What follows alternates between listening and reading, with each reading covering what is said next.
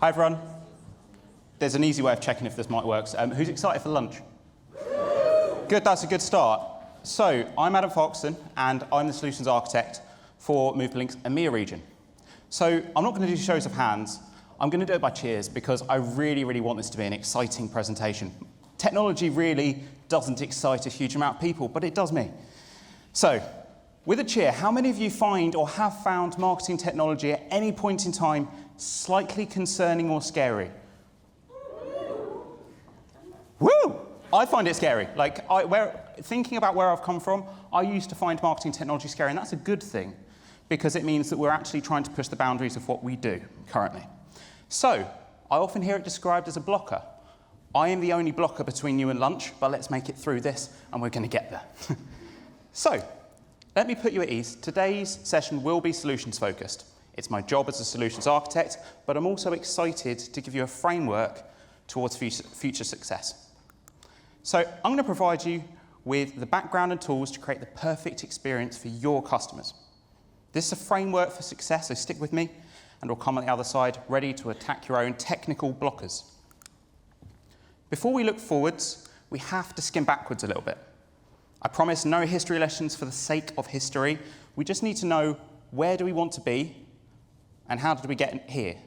Not by tube, generally, how did we get to this point in time in marketing that we're maybe having disparate data sets, maybe we're not sure how to create the perfect customer experience. And consumer behavior has changed over time, we all know that. Technology has definitely changed over time, I'll demonstrate that. And there's continually an exciting battle that goes on between marketers and consumers. That shouldn't really be a battle. That should be something that we're working together to bring better experiences to our consumers. Let's take a look at how far we've come. Or have we? So, looking back to the first email marketing blast sent in 1978, the sender was Gary Thurk, who worked for Digital Equipment Corp. His email blast was sent to 400 recipients as a promotion for his emails company's computers, and it resulted in $13 million worth in sales, which is a lot for any email marketing campaign, but taking into account inflation over the last 44 years, not just the last couple of weeks, that would be worth around $78 million today. So with a start like this, it's no wonder that email has a reputation for being one of the highest return on investment channels in marketing. Thank you, Gary, from everyone in this room. It's probably why we have careers today. So we're looking towards the 90s, spray and pray. We've got 1992, the launch of multi-purpose email internet mail extension, MIME, which is the integration of more than just ASCII character sets, images, for examples. Imagine just text-only emails. Worked for Gary, probably doesn't work for us. Changed the perception of email marketing from a written tool to an engagement method. Microsoft launched its Hotmail service in 1996, leading to the boom and eventual takeover of webmail, making email accessible for millions of users.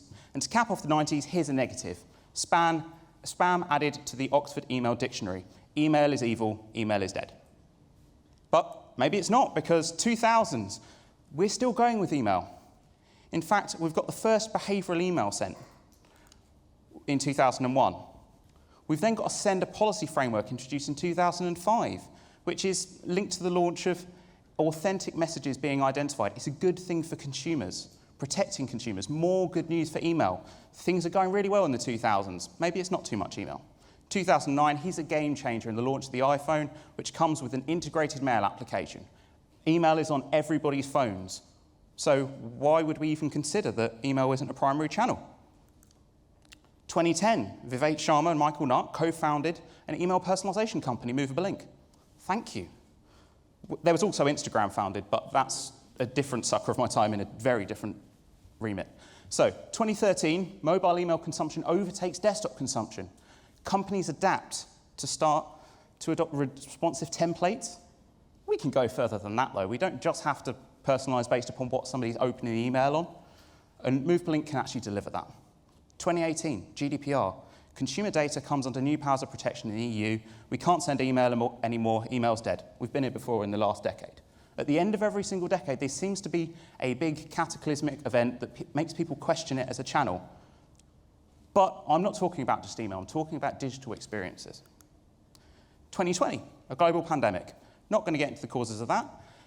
Consumers are reliant on email for large forms of communication. It's an easy way for brands to communicate immediately with their customers. We're all glued to our phones. There's ways of communicating instantly. 2021, Apple introduced mail privacy protection to further protect consumers' privacy, opening emails. Much like the sender policy framework back in the 2000s, overall, a positive move in the right direction protecting consumers. This is marketers and customers working together. And 2022, we're here today. Over 80% of media is consumed via streaming services. Consumers want content on their terms, and they want it to be relevant to them. I'll probably go off this presentation about 50 notifications telling me exactly what I should look at that point in time. And if I'm not interested in something on a streaming service, I'm just going to switch to something else. We need to start thinking of marketing like that. Our emails are something that people have a choice to engage in. And if we're not giving them the right content, they're not going to be interested. Sounds obvious. So let's start preparing for the trends. We can already start to see them. We're in 2022. We can already see where trends are moving towards. People need to be interested in the content that we're giving them through digital experiences. That's the end of the history lesson. But let's move forward. There has always been the inception, since the inception of email, a use for it. But we hear this all the time in our everyday lives. I've got no time. This isn't relevant to me. I want my content. I want it now. No, scroll. No more spam. No, this isn't important. Unsubscribe. I'm a serial email unsubscriber, and that seems like a weird thing to say from someone in my profession. But the reason is because I feel that a lot of brands are not engaging with me in the same way that I need to be engaged with. I'm giving them plenty of data. I'm giving them plenty of reason to actually personalize the experiences. And if they're not relevant to me, unsubscribe. Here's a solution. This is the solution. Sounds simple. Can be simple. Connect the data. Let's look at some of the methods in which Movable can plug into this data that sits all over the place. So, we're going to start with their email service provider or mobile messaging provider, and we're going to talk about dynamic fields.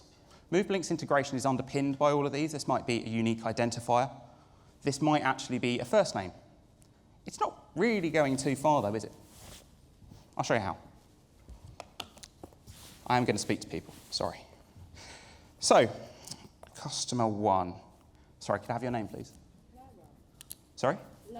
Lara. Cool. That's it for you, thank you. Can I have your name, please? David. And what's your favourite film? Die Hard. Coming up to Christmas, fair play. I mean, I'm not here to heckle, I'm just enjoying it. And how many MI conferences have you been to? First one. Cool, great. Hope you're enjoying it. I mean, I am asking up for heckles at this point in time. And what's your name? Marta. And what's your favourite film? Breakfast at Tiffany's. How many MI conferences have you been to? 3. 3. Oh, no, sorry, MI is one first. First, cool. What's your vertical? Oh my God. Or your specialism in terms of your role? About CRM exactly. Perfect, CRM. So, I've just done some data collection. I'll leave that there for later. So, I've got some ESP data. That underpins the integration. But then let's go to the next stage of actually activating that data. I know a little bit about my customers, but how do we truly enhance the experience? So we've got our website data. We spend all of this time updating our website with all of the relevant content that can sit there. And that's way outside of the scope of what I just collected about the customer. That's maybe relevant images, maybe that's relevant text, it's latest blog articles, latest products that sit on the site. There is a multitude of data that sits on our websites, updated by a web team, copied, pasted by a CRM team. We've all been there. It's largely a waste of time. Not all data can sit on a website, we know that. So maybe we're moving into data that doesn't have to be real time, but delivers several layers of personalization. CSVs have been used for years as an efficient form of storing and activating data.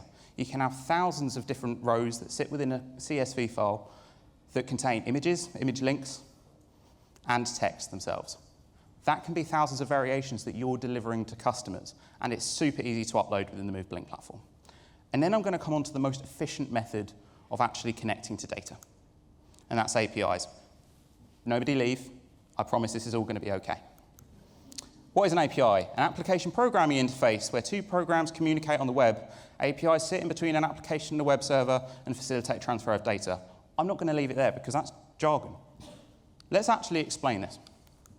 So we've got the hive. This is Movable Ink. We have bees. I promise we don't have bees at Movable Ink. It's all health and safety fine. Hey, we need nectar, data, to make our app. Send this off. That seems like a valid request. Cool. No worries. Let's take that and make an HTTPS request. It's just a bee speaking to another bee.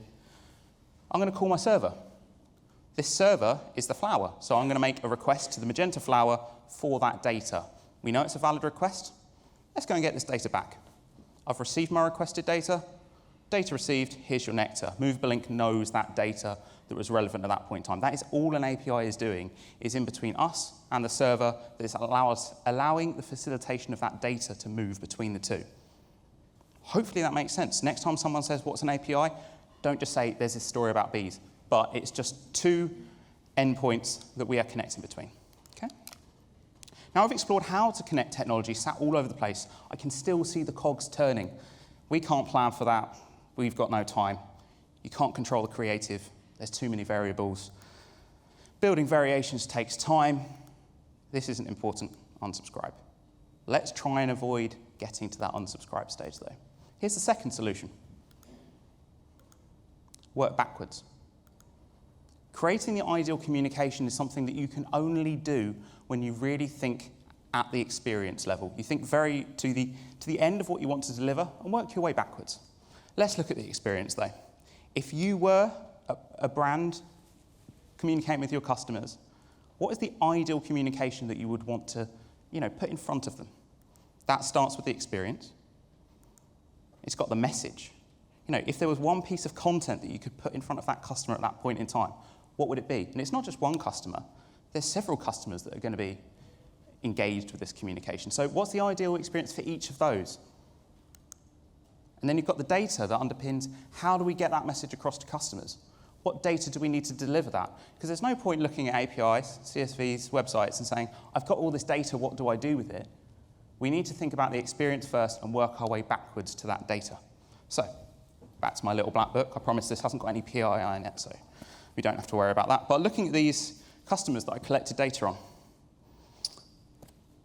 hey, I know your first name. That's not a valid form of personalization at this point in time, to say, hey, first name, and here's everything that we're giving to everybody else. I've collected a little bit more data here where I can say, I know your first name, David. I know your favourite films, Die Hard, and this is your first Movable Ink conference. So when I speak to you about this next year, maybe that's some of the data that I've got available to deliver the ideal experience, which is, we hope that you enjoyed your first Movable Ink experience last year. Here's another one that's for you. Cool, here's a good start, but then we've got customer 3. Where we know favourite film, we know how many MI conferences you've been to, we know your vertical, we know your specialism. Let's go and actually use that meaningful data that customers are giving us every single day when we engage with their brand, and that's where our data sits. Then you've got your creative. People don't experience data, they experience content. But the only way that we can actually deliver that is if we can truly create a one-to-one variation. We've all received an email at a point in time where we think, wow, that does look like it was designed exactly for me. And Movable Ink does that because we are creating one-to-one variations for every customer that opens up that email. That can be millions because we're doing that at scale. And then we're into the context. And this is the really important part, is that you might know all of this data about a customer. You might already have the ideal creative set up, but unless you know other factors that might be influencing that message and that experience at that point in time, you're really not going to get close to delivering a meaningful experience to that customer. So that might be the weather at that point in time. It's more likely to be plugging into an API that says whether a deal is still valid and things like that. But the context is incredibly important to delivering the right experience and the ideal communication.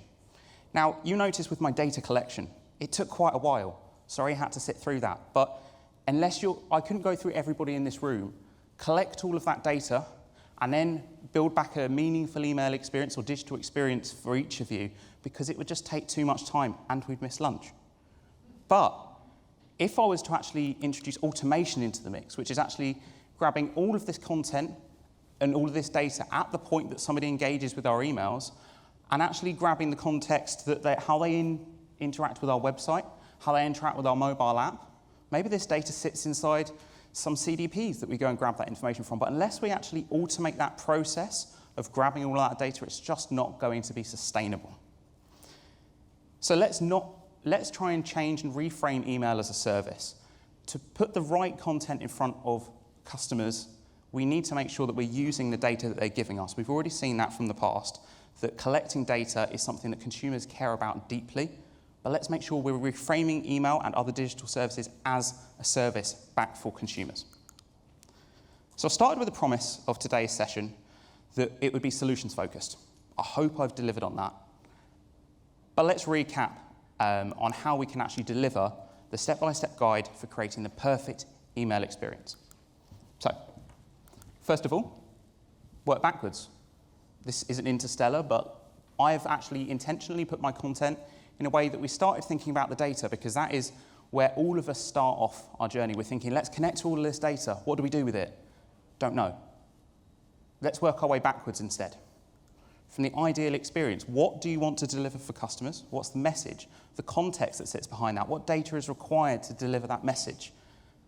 What other context? And how can we automate that? That's great. We've now got an ideal experience in mind. We then can go to our technology teams and ask them, how do we connect to that data? Once we've connected that data, we're then starting to get much closer to our end goal, which is remodeling digital marketing as a service. Now, I know that I've covered a lot of content there today, but if anybody would like to speak to me, I'm going to be sat at our solutions booth for the rest of the afternoon. So that's just out in the main foyer as you pass there. Just see the solutions booths there and come and have a chat with me about your ideal email experience. That's all I have for today, but I hope that you've enjoyed the chat and can take some of this forwards. Thank you.